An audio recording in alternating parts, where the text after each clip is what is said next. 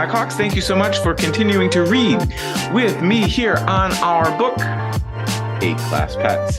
So, today we are going to hear from our turtle. Now, up to this point, Twitch came into the building, the dog was chasing him, and we saw the first grade Green Eggs and Hamster, and then we went to Miss Lucy Cottontail, the second grade rabbit, then Sweetie, our library rat, all to go to the school of Neon Tetrafish because we are in a school in the third grade. And then yesterday we heard from Lenore, our fourth grade parrot. Now today we get to hear the turtles side of things. So thank you so much for joining us, and go Hawks! Nancy, Art Room Turtle.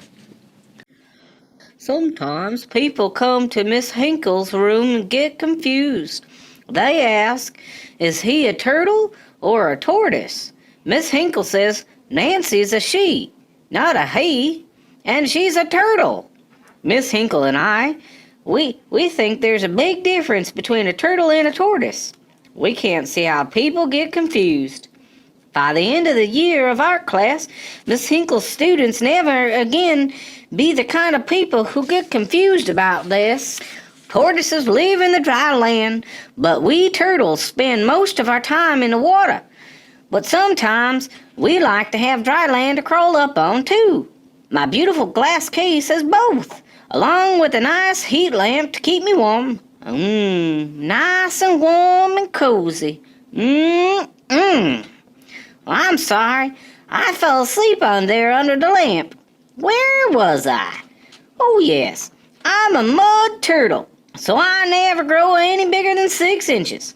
This makes me the right size for Miss Hinkle to sometimes take me out of my glass case and set me on a table so the boys and girls can come see me better. Don't poke at that Nancy, or them dare try to pick her up, Miss Hinkle says. She's very shy. It's nice to have someone else around to explain that you're not unfriendly, but only shy. Miss Hinkle teaches art. Even though I'm shy, I like that the children there ask me if I can come out of my case so they can use me as a model. Miss Hinkle gives me a piece of melon or lettuce to munch on, so that way I'll stay still, not to explore the table too much while the picture is being drawn. I like to have my picture drawn, but I also like to draw my own pictures. Sometimes Miss Hinkle pours food coloring into a piece of foil and lets me walk through it. Then she sets down a piece of art paper, and I walk onto that, leaving colored footprints with my little whip feet. We damn near don't paint no turtle shells, Miss Hinkle says, but a little bit of food coloring won't hurt Nancy's feet. One afternoon, after waking up from my nap and finding all the children, and Miss Hinkle too, had left, I was admiring all the pictures Miss Hinkle had hung up that day.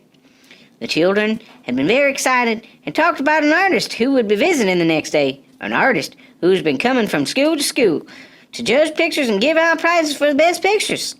I think the best pictures are the ones with me in them. But all of a sudden, there was a commotion in the hall, so I pulled out myself and all my shell, and the case was danger. Good thing, because the noise came into the classroom. A dog was barking, a parrot was squawking, a squirrel was shouting. Help, help! The nasty, smelly dog wants to eat me! And a hamster and a rabbit and the rat were all yelling, Run, Twitch, run! The wheels on the cart and the dog were pulling and the squawking and the squealing. And the fish in the tank and the cart were yelling in their tiny little fish voices, Skoo! Skoo! Whatever that means. Even with my head tucked safely away in my shell, I could see well enough that them near Twitch must be the squirrel. Since the others were telling Twitch to run, and it was a squirrel who kept running up on one of them tables where Miss Hinkle keeps her art supplies. The dog jumped up there too. So much energy it nearly wore me out to watch them. Twitch left off the table and over in the bookshelves, pulling himself up by the art and Western civilization. And the dog couldn't follow because the rope that tied his leg to the cart wasn't long enough. The dog ran back and forth on the table, knocking over the paints and the brushes and the box of chalk. The paint was leaking and dripping on the edge of the table, making a puddle on the floor. I like the slow, thick way that paint dripped. That's nice. Oh, wait, where was I? Oh, yes. I recognize that Twitch, since sometimes I'd see him looking in the window of the classroom. Still, because I'm shy, I never talked to him before. But now that he was in danger, I wanted to help. It's scary when someone wants to eat you. I called over, "Excuse me, Mr. Squirrel, sir." This was very abrupt of me. Turtle manners call for long and slow and proper introductions. But this was an emergency, and I said, "Don't you have a hard shell you can escape into?" Nope. Twitch said, springing from one bookcase to the other. Just fur. Fur isn't enough to be useful as a hard shell. I asked, "Do you have any stink gland?" Don't I wish? Twitch bounded for the bookcase, to Miss Hinkle's desk, her chair, to the floor. Oh my goodness, could he move any faster? The dog could move fast too, but when he jumped off the art table, his fishtail cart swung around and knocked into my table. My case tipped. I pulled all the way into my shell again. My case teetered. I closed my eyes. My case tottered over the edge and onto the floor. My case went, landing on its side. I rolled right out of it. By the time I decided I was still alive, Twitch and I already escaped into the hall. The dog, still attached to the cart, ran out of the room and onto the pair, flapping its wings at him, and the hamster and the rabbit and the rat scurried pretty fast too. The dog had left a trail of painted footprints from the table to the door.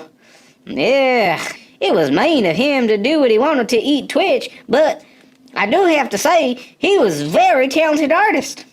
I decided to follow.